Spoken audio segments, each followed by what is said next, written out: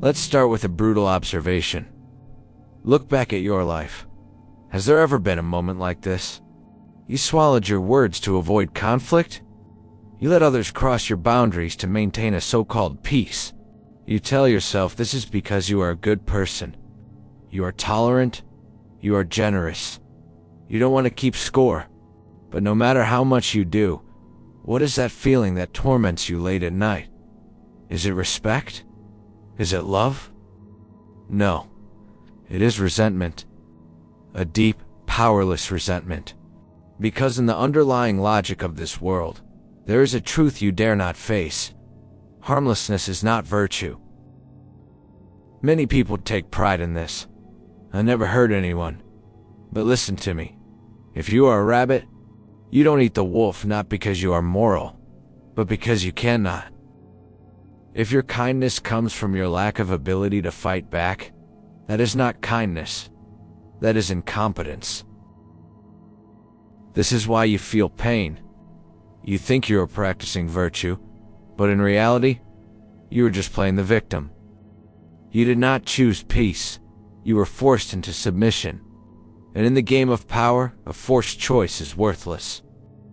In this video, through Jungian psychology and Nietzschean philosophy, we will completely shatter this false mask of the good person. We're going to make this clear. Why you must become dangerous to truly be a good person. It sounds counterintuitive, but this is what upper hand logic teaches you, only when you possess the capacity for destruction, but choose not to use it. Your mercy is a gift, rather than a plea.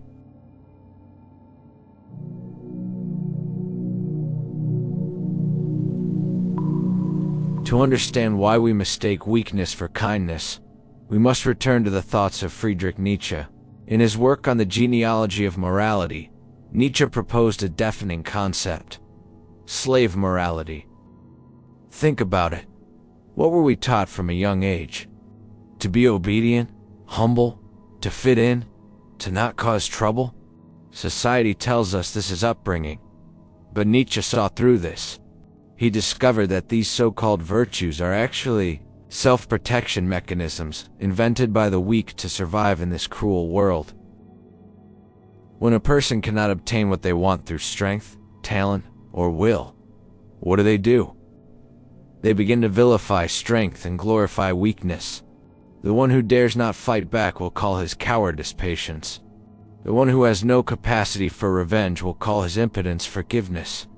The one who dares not pursue excellence and power will call his mediocrity humility. This is the trap of slave morality. It's not that you truly don't want to fight back. You simply dare not. But to protect your self-esteem, you lie to yourself saying, I let it go because I'm kind.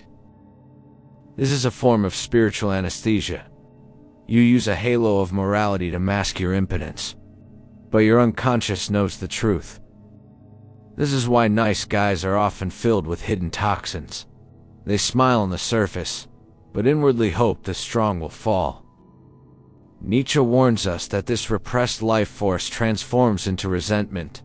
This resentment ferments within you, making you bitter, passive-aggressive, and even toxic in your closest relationships. So ask yourself, is your current kindness a choice, or a disguised fear? If you do not have the capacity to say no, your yes has no value. If you do not have the capacity to create consequences, your forgiveness is meaningless.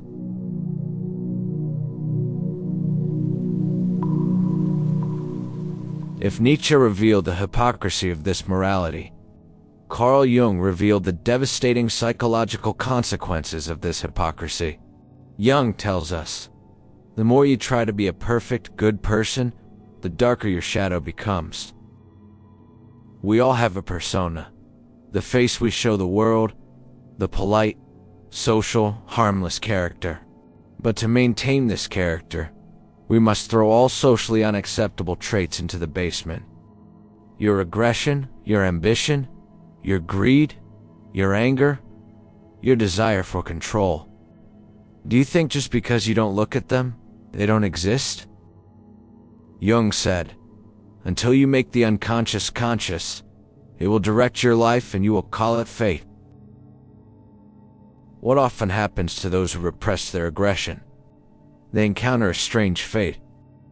They unconsciously seek out abusers, or explode under pressure, doing things that scare even themselves. Imagine hiding the fact that you're a wolf and pretending to be a sheep. But the wolf's hunger does not disappear. It just hides in the dark. When the good person finally breaks, the destructive power is astonishing. This is why many normally meek people become tyrants at home, or vicious trolls online. Is their repressed shadow screaming? Jung believed that without integrating these dark sides, you're not a whole person. You're just a fragment. As long as you deny your capacity to hurt others, you remain in a state of psychological immaturity. You're like a child holding a loaded gun. This is not just weakness. It is actually dangerous. True psychological maturity, or what Jung called individuation, requires us to face the monster within. True psychological maturity, or what Jung called individuation, requires us to face the monster within. Only when you look directly at this darkness, you can control it. Otherwise, it controls you.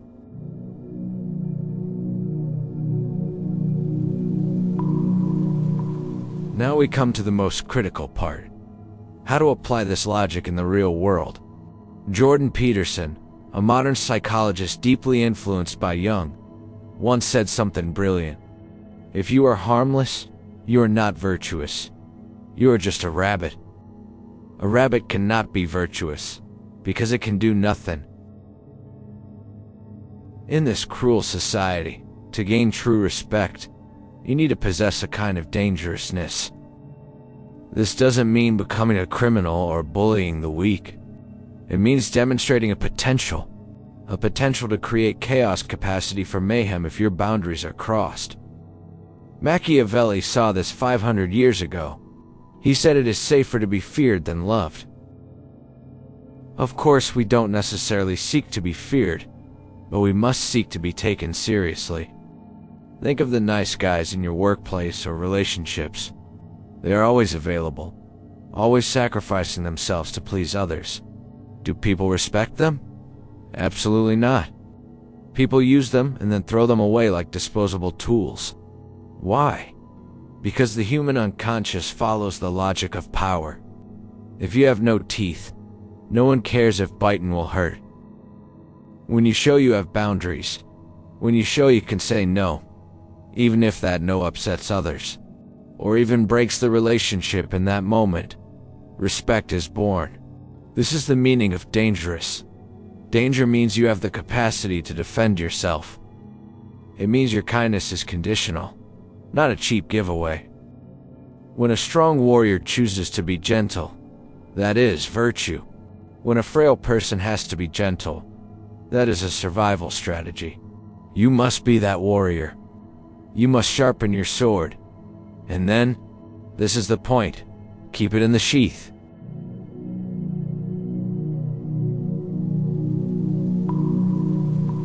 So stop fearing your dark side. Stop trying to castrate your own power in exchange for others' approval. That recognition is not only cheap, but fleeting. Starting today, I want you to do a psychological exercise. Go find that monster inside you. Feel that rage you have repressed for decades. Admit that you also have the desire to win, to control, to fight back. Do not push these away. Bring them into the light. This is called shadow integration. When you accept these forces, you are no longer unconsciously driven by them. You will find that the energy used to repress yourself is released. You will become more vibrant, more decisive, your gaze more steady. You will find that when you stop trying to please everyone, you actually gain true friendship. When you stop fearing conflict, you actually gain true peace. This is upper hand logic. The true upper hand comes not from perfect disguise, but from complete authenticity. Be a good person, but first, be a whole person. Be a person capable of harm, but who chooses not to. Grow your fangs, and then learn to control them. This is virtue. This is freedom. If you understood this, if you are ready to face your inner power, tell yourself, I choose respect over submission. This is upper hand logic. Practice what you learned.